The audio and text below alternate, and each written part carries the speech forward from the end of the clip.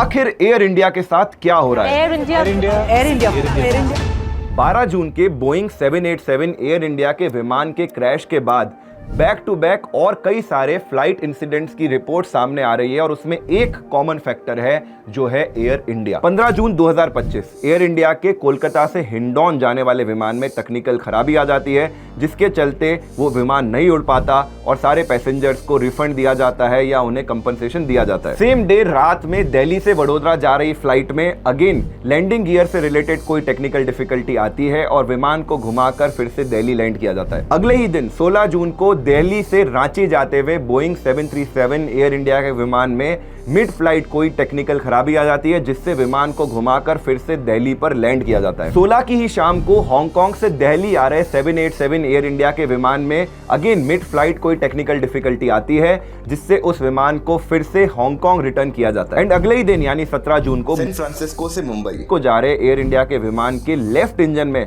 आती है खराबी और उसे रोकना पड़ जाता है कोलकाता में। मैं बहुत सारे लोगों को देख रहा हूं जो अब या तो अपनी एयर इंडिया की फ्लाइट्स को कैंसिल कर रहे हैं या अगर फर्दर फ्लाइट बुकिंग कर रहे हैं तो एयर इंडिया और बोइंग को अवॉइड करके फ्लाइट्स बुक कर रहे हैं। Flights are generally considered the safest mode of transportation, लेकिन इस तरह के जो इंसिडेंट्स हो रहे हैं लगातार, उससे कहीं ना कहीं लोगों के बीच में एक डर का माहौल तो बन ही रहा है। फ्लाइट से रिलेटेड आपके क्या ओपिनियन है? क्या आप आगे फ्लाइट्स में बैठेंगे या एयर इंडिया बोइंग को अवॉइड करेंगे? आपको क्या लगता है? नीचे कमेंट में जरूर बताते जाइएगा।